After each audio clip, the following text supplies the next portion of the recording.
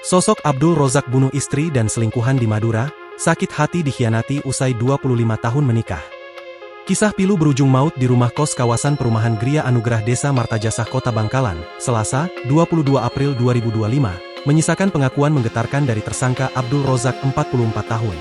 Abdul Rozak, seorang suami yang kalap karena cemburu akhirnya mengakhiri hidup dua orang sekaligus yakni istrinya inisial EFD 44 tahun dan pria diduga selingkuhan inisial AA 36 tahun.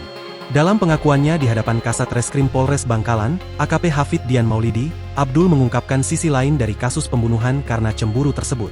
Dengan mata sembab dan tangan diborgol, ia menggambarkan betapa batinnya terkoyak karena merasa dikhianati oleh istri yang telah menemaninya selama 25 tahun.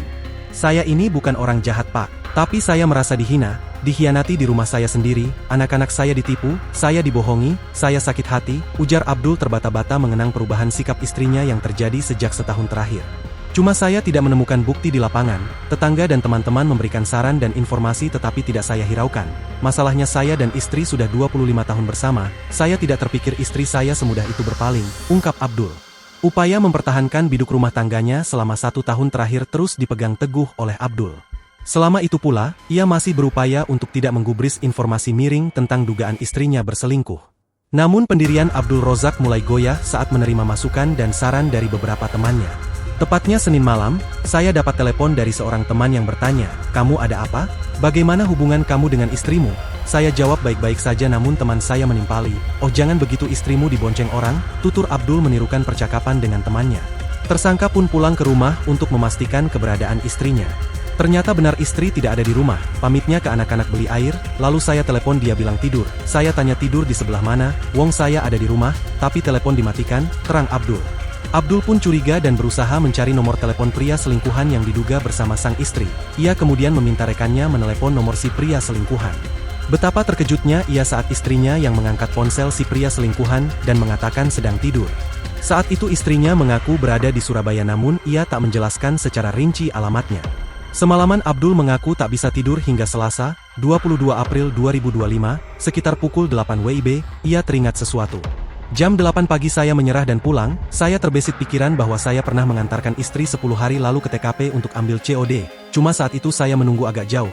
Istri saya jalan kaki ambil barang COD, ternyata yang memberi bingkisan laki-laki. Setelah saya perhatikan dari kaca spion motor, dari situ kami cekcok hebat," papar Abdul. Dalam kondisi tidak tidur semalam suntuk, Abdul bergegas menuju kos tersebut dengan mengendarai mobil. Di lokasi ia melihat satu unit sepeda motor gede seperti yang diceritakan oleh rekannya.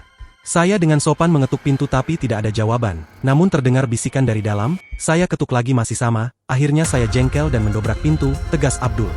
Dari balik pintu rumah kos berdinding tembok berwarna merah muda itu, Abdul mendapati istrinya bersama pria selingkuhan. Saat keduanya berupaya kabur, Abdul langsung membacok istrinya dan mengejar si pria selingkuhan hingga membacok tubuhnya secara berulang saat berlari ke kamar mandi.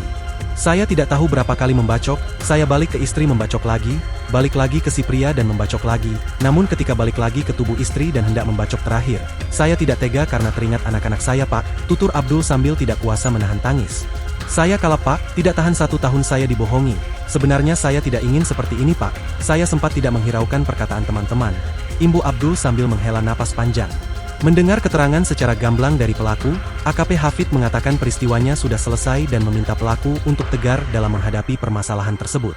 Atas perkara ini, polisi menyita sebilah senjata tajam jenis celuri. Selain masih berlumuran darah, ujung celurit tampak patah sekitar 1 cm. Pelaku Abdul Rozak pun dijerat dengan pasal 338 KUHP dan atau pasal 351 KUHP dengan ancaman hukuman 15 tahun penjara.